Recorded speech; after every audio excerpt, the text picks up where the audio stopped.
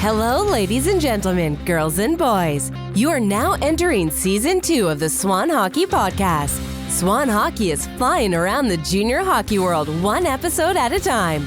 You'll experience things dreams are made of, as well as things of terrible nightmares. Strap in, hold on, and enjoy the ride.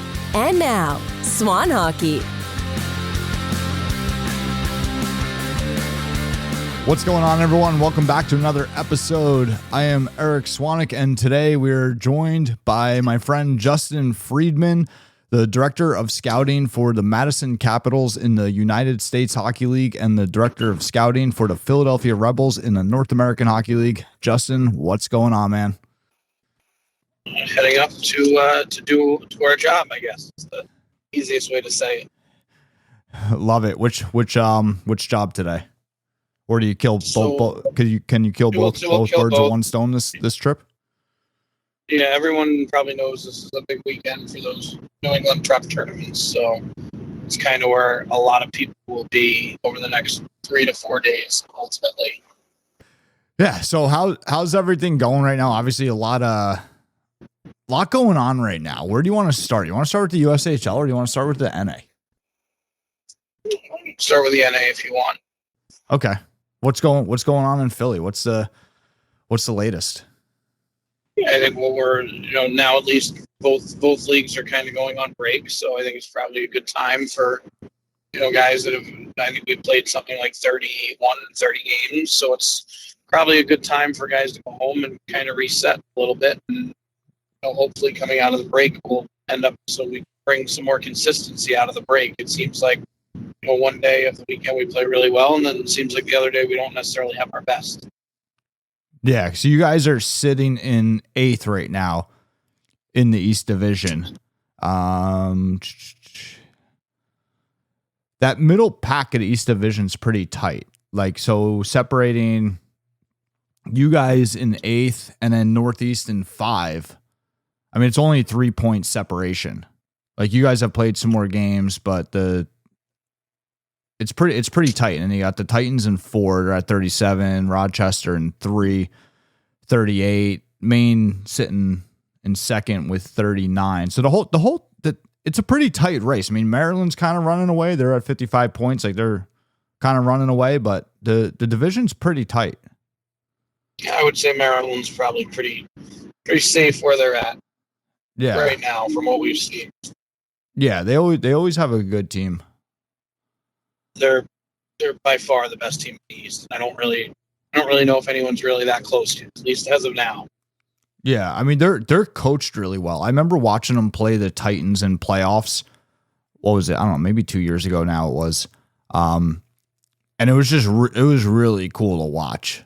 Like, they were coached really well. The structure, like their systems were, I mean, like even on the PK, like their wing and their D were like stepping to the wall in unison. Like, it was choreographed really well. It was fun to watch.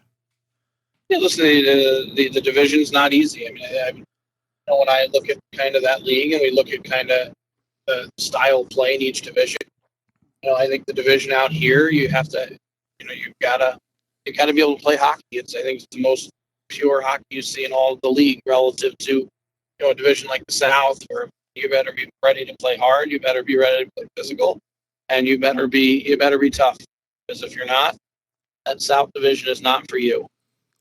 Yeah, the South is definitely. I mean, every division, to your point, is like a little bit different. The South is definitely the toughest. Like, they definitely bring that pro mentality into it. Most of those teams are built, or locations, towns or cities. Most of them, if not all of them, used to have a minor professional team there. So that's what the fans are used to. That's what they're. And don't forget, like, the South obviously is a fan-based model. It's an entertainment model. They're in the business of putting butts in seats.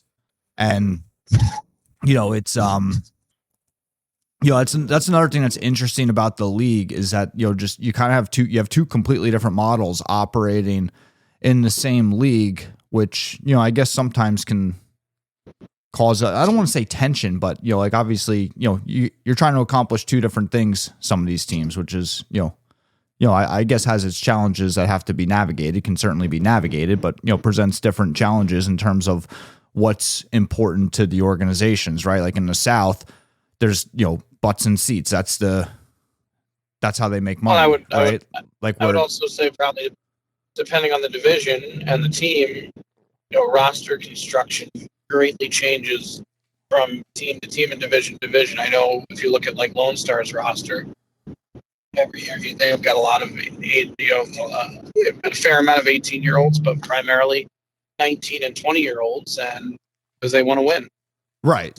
Like they got to put butts in seats, like where, out East, it's not really a fan base model for the most part, right? They're more out East. It's more about building the overall program, and money is coming in from the youth programs, obviously. Right. So that's of value to the East.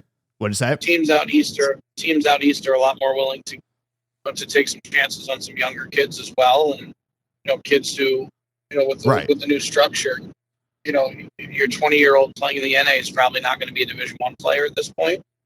Whereas your 17-year-old still has legitimate Division I prospect. Still is a legitimate Division I prospect. You're playing in the North American League at 16 or 17. Right. Yeah, because and that's kind of like where it's interesting. I can't remember if it was Bill Underwood and I, or if it was Cam Robichaux and I, speaking about kind of what, and it may have been both, like what direction, like teams kind of have to make a choice now with this new structure.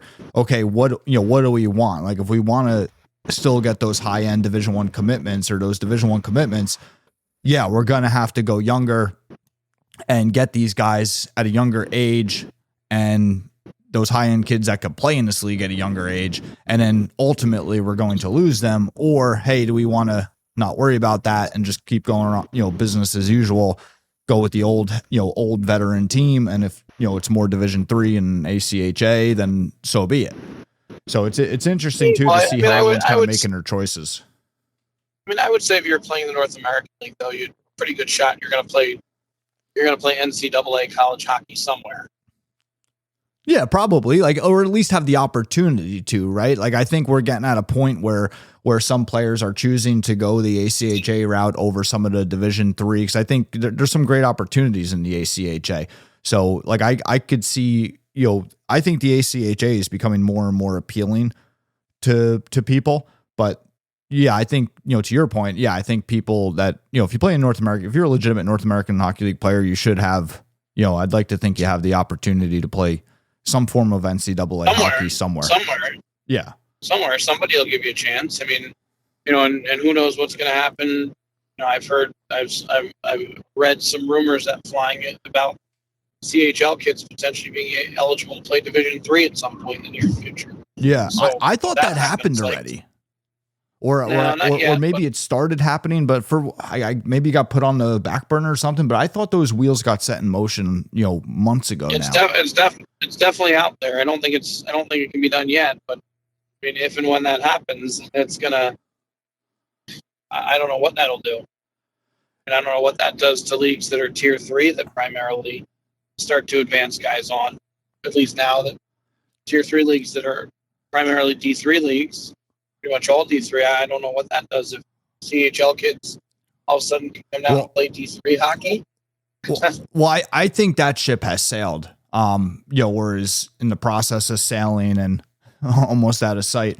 I was talking to a Division III coach, not long ago, and he told me that he went to, not to rag on the EHL or anything, like they've done a great job placing kids Division III for a long time, but he went to their showcase at the beginning of the year, and he said it was a disappointment, and he was disappointed, and like they just these guys, they don't want I think they want Tier 2 Junior A or higher now, some form of Tier 2 Junior A. I don't think the Tier 3 I think is more AC. I think it's already more ACHA. Because also because here okay, Justin, you go in and I'm going to throw something at you. I would say certain leagues. I think you get to a point where you're in the USPHL Premier or the USPHL League.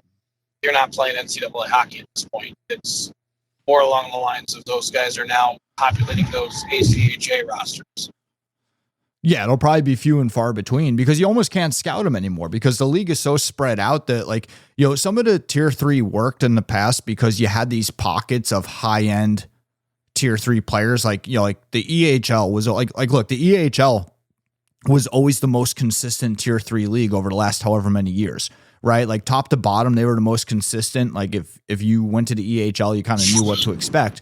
With the USPHL and NA3, like you kind of didn't know what you were going to get depending on what game you went and watched. Where the EHL, you know, like the EHL was concentrated, right? You could look at that old, you know, back the Southeast division of the USPHL Premier, you know, many years ago with the, you know, Richmond, Hampton Roads, Charlotte, you know, that division was a very high concentrated area. You knew you can go watch that division, but now as everything's expanding, these teams don't have the budget to go watch every single tier 3 team. And if there's no good concentrated area, pocket that's worth it for the teams to spend their money and their time, you know, they're probably not going to. They're probably just going to go find the next best pocket. And I think that, I think that's a problem that people haven't even realized yet. Realistically, you're talking about all these leagues, but realistically, 75%, 75 to 85% of schools are probably right within a short drive of the Northeast relative to everything else. Yeah. There's definitely a ton. Yeah. Compared to, leagues like the USPHL now they're adding the NCDC all over the place, but nobody's going to watch those games because it just is not practical to spend money to get to those places. No, you can. I mean, you could watch online, but again, you're still investing time, right? Even though it might be free financially, you're still investing time, and you got to get something done with your time. So that's the other problem that I think people don't see coming. Now, the other thing that I wanted to throw at you that I think is interesting because, and I was just talking to a buddy of mine about this, I think it was yesterday. In terms of tier 3, yeah, there's been a lot of guys that moved on to Division 3 from tier 3. But the thing that everybody forgets too is like tier 3 wasn't like necessarily highly sought after by the Division 3 teams. Yeah. They took them, but nobody wanted, like, there was no, it wasn't like their first choice. Like, oh, I want to load up with NA3 guys, or I want to load up my D3 team with USPHL Premier guys or EHL guys, right? They've always wanted the NA guys. And then if they can't get them, the tier 3 guys obviously were next in line. And to some point, the tier 3 guys were convenient, right? And I think that's part of why the EHL had so much success in Division 3 is because when it was, when that Division 3 coach was chasing the NA guy all season long, and then, now he's sitting there in late March, it's like, all right, shit, we got one more roster spot to fill. It's going to be, we struck out in the NA. We got one more spot to fill. It's going to be a depth guy that's probably not going to play anyway. All right, who do we got here locally in the EHL? Let's find the best guy. Let's take him. Right. It's like, it's almost like a 7-Eleven when, you just need a thing of milk or something. Like, you're not going to go all the way to the food store. You're just going to run to the local 7-Eleven, grab the milk, and go back home. Right. So, I think that, I think people don't realize that that's a lot of, that happened quite a bit in the past. And, now with more player pool available at those higher levels, I mean, you might see less of that. But I would kind of argue that there's not enough players available to fill all these teams at these higher levels. That there's what? I'm sorry? Not enough legitimate players of that caliber available. No, well, I'm saying it back to your point in terms of if with the Division 3, if they're able to take the major junior guys, if that player pool becomes available to Division 3, that's what I'm saying. Like if we get an addition to the player pool of guys that are already high end. I mean, I would argue when you look at all these leagues that call themselves Tier 2, there's not enough players available to fill all these teams, at least with players who belong at that level. No, not the Tier 2 level. I mean, look, like, Tier 2, people need to be very I mean, look, I always used to say that with tier 3, you always had to be very careful, and the organization you play in is more important than the league that you're in. It's the same really for tier 2 now. And, and the fact that we have all these rogue tier 2 avenues, because it's not just the NCDC. It's not just the EHL calls themselves tier 2. It's not just them either. I mean, like, the BCHL is, they're rogue now, but I mean, obviously BCHL is a high end product. You got the GMHL in Canada, they're rogue. You got those other 3 junior B leagues in Western Canada that are like kind of rogue or whatever, or one of them went rogue now. 2 of them are like kind of rogue. Like they're trying to beat to a beat of a different drum. Like everything is just so chaotic. It's not under one umbrella anymore, 2 umbrellas, USA Hockey, Hockey Canada. There's just so much chaos. Like you really have to do your homework now more than ever. Yeah, no, because you've got to kind of figure out what's, who's selling what. The other factor I think is important is that when you're looking at, team or league to play, and you've got to take a look and see how stable the franchise is too. Yeah, for sure. I mean, because you probably had NCDC teams. I mean, you did have at least one NCDC team this year that was short on players. No, and you had had to cancel at least. I think they had to cancel like a month of their season.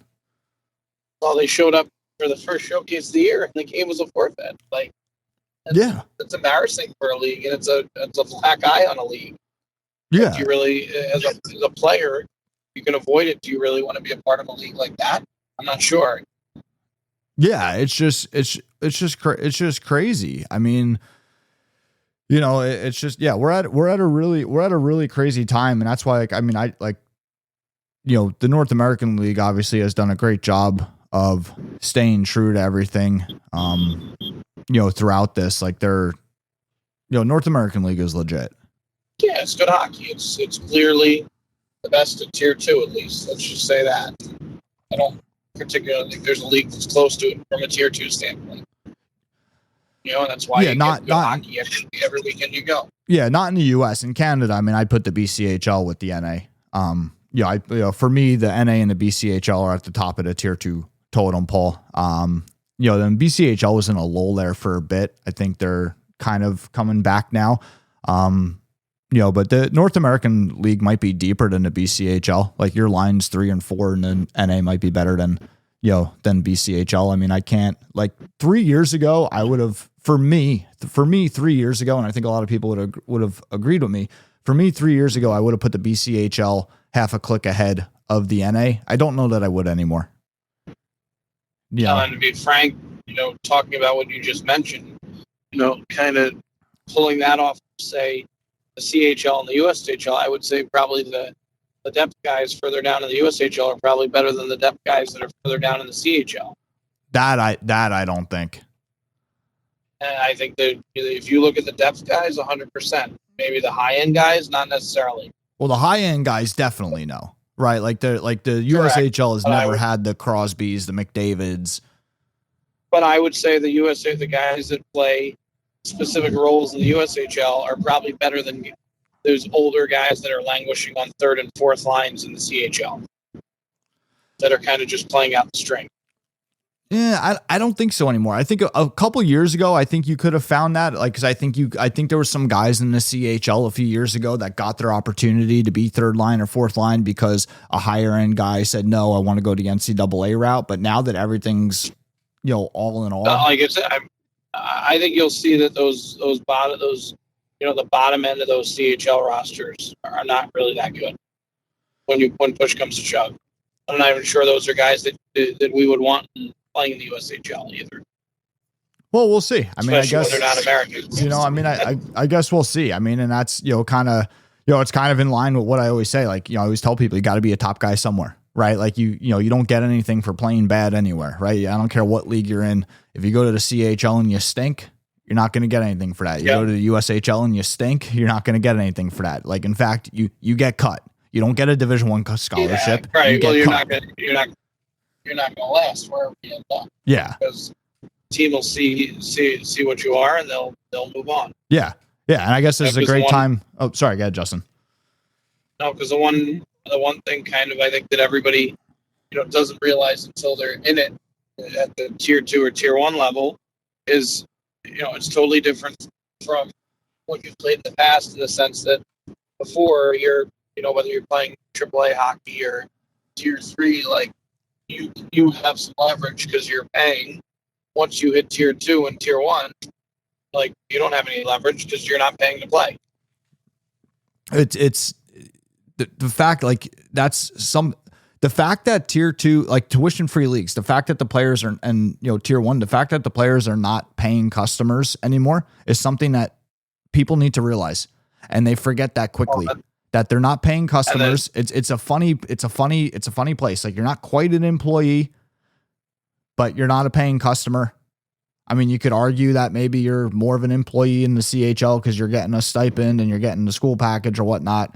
But you're not a paying customer. That team is expecting something from you every single day, and it's not money. It's your performance. They want your performance. If you can't give them that, and ultimately, well, what are you doing for them? Ultimately, like in a tier 3 league, since you're still paying, you've got kind of leverage. If you're not playing, you can kind of figure out where you want to go. But when you get to tier 2, tier 1, tier 2, you don't have that ability anymore. Yeah, I mean, in a lot of tier 3 teams, a lot of them will still operate as if they're tuition free in terms of that. But definitely that conversation happens behind closed doors where it's like, oh, well, we can't get rid of this kid. He's a full pay guy. We need his next payment. Like, so if there's two guys that are equal in tier 3, one's a full pay guy, the other one's paying 75%. Yeah, they're going to keep the full pay guy, right? That comes into play. Yeah. 100%. And I guess, now that we're starting to, talk about the CHL and USHL, it's probably a good time to transition the conversation to the USHL and to Madison. You guys obviously building a brand new arena. That's cool. When's that supposed to be ready? As far as I know, for the upcoming year, I just don't know. I don't know when it's supposed to be finished, though. That I don't know. Okay. Yeah, no, that's sick. That's exciting. It's supposed to be ready for the upcoming year. Yeah. Do you know what's going? I mean, I don't know if anybody really does, and you probably can't say if you do. But do you know, or do you have any inclination of what's going to happen with this whole CHL USHL thing? Just in the way of like where guys are going to go, I guess. Like, could you see, do you think the USHL is going to be part of the CHL in the next next year or the year after? I don't think that would be fair to answer because I don't really have any. I'm not privy to any of that information. Okay. Yeah. Just what you and everybody's read that's out there is the information I have. Yeah. And so I don't really have anything more than what's out there. Yeah. Me personally, I don't think it's going to happen. I don't think it can. I think that, and I've said this multiple times before, and let me know. I mean, let me know your thoughts on this, but I don't think everybody in the USHL wants to do that. I don't think everybody in the USHL can do that. And I think the USHL formed this new, or I shouldn't say formed a new league. They trademarked the name National Junior Hockey League. I think the USHL is going to create a new league over the top of the USHL called the National Junior Hockey League. And I think the guys that want to and can go major junior will go in that league. Everybody else that doesn't want to or can't will stay in the USHL. And I think that new NJHL will be part of the CHL. No, like I said, I don't really know kind of where everything's going with it, but I do think at least you've obviously heard chatter about expansion, so I do think there will certainly be at least a team or two added over the in the next couple of years, just based on what we've heard as well. Yeah, and it'll be interesting to see where it goes. Like I've heard rumors of Rochester going to the USHL from the NA. I've heard rumors of Johnstown going to the USHL. And I remember back when I played, there was like rumors of some of those Texas teams from the NA going to the USHL. Like obviously, oh, God bless you. Yep. So, it'll be interesting to kind of see where that expansion goes.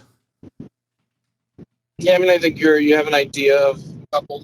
You're looking in those central states where kind of everything is to start, and then I think they'll adjust from there based on who comes in and who doesn't. Yeah.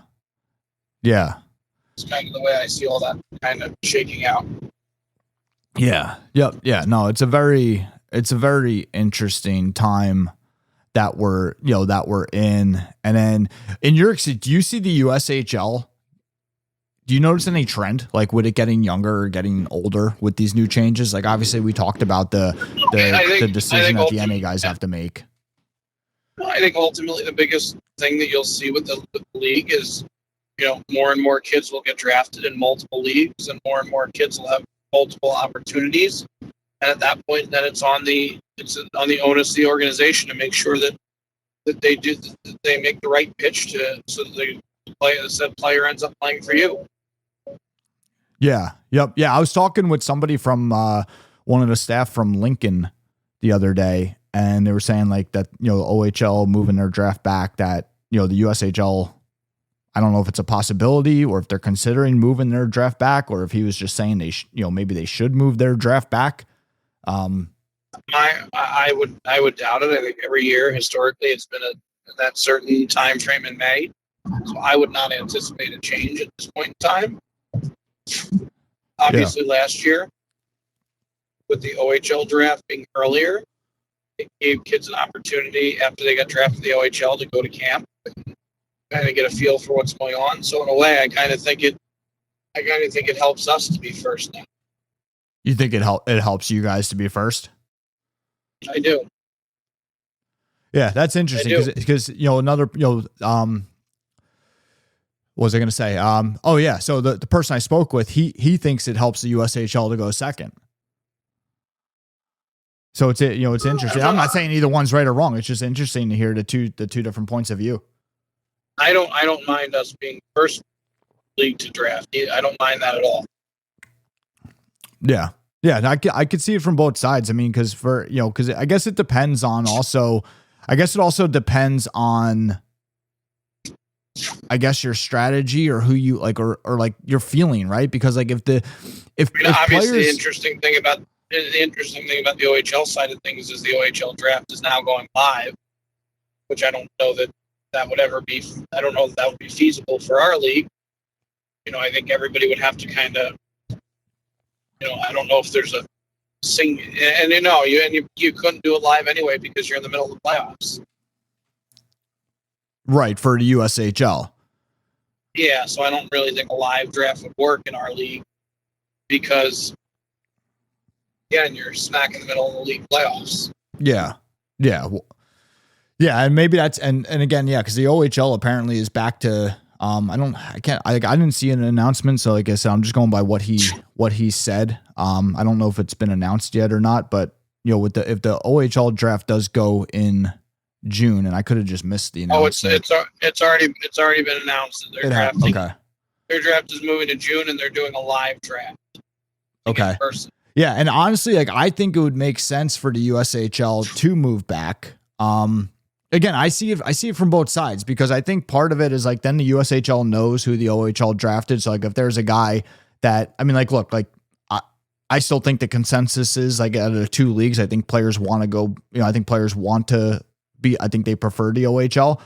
So I think there's also part of that, like where the USHL can now look at the OHL draft and be like, okay, this kid got drafted in, whatever, the second round of the OHL draft, he's probably going to go. Maybe we don't take him in our second round because, if we feel we're going to lose that battle, might as well draft somebody else that we feel is a player we can retain. No, that's a fair point too. I wouldn't argue that point as well. Yeah, there's so many different sides. There's so many different things to consider. Last year, you obviously did take a look and kind of see, who got drafted by who and where, and it reacted on that front as well. What did you say? Sorry, say it one more time, Justin. No, I mean, yes, definitely. Last year, you took a look at who got drafted and where they got drafted, when they got drafted, and you kind of go from there. Yeah. Yeah. So you're not wrong. Yeah, no, for sure. I mean, and it's there's just so many moving parts, and then and in the Western League with their Bantam draft, like I feel like that screws everybody up too. Well, and you're starting to see a lot of a number of 10s from the U.S. have signed out in that league now too. Yeah. So that obviously, kids who've signed in the Western League, that's obviously going to take them off the draft board. Right. Yeah. So it'd be nice if they put one standardized, like that would be the nice part if the US does get something in the CHL, whether it's, the NJHL, like I'm saying, or something, or if it is the USHL or something else or whatever. It'd be nice, like if there could just be one standardized set of rules. It would just make it a lot better. I mean, I'm kind of shocked that the Western League is able, is even doing a Bantam draft. Like I figured it would be standardized across the CHL already, but I guess in that aspect it's not. Let's end it on that note. And yeah, no, awesome. Guys, don't forget, join the Discord. The conversation continues there. I'm in there every day answering questions. Yeah, Justin, thanks a lot for doing this, and we're going to have to do it again soon. Yep, no problem. So, I'll see you, Justin. Thanks, dude. Yep, you got it. Thanks. Bye. Thank you for listening to this episode of the Swan Hockey Podcast. We remind you that season pass points are available to listeners. For more information, please visit www.swanhockey.io. Until next time.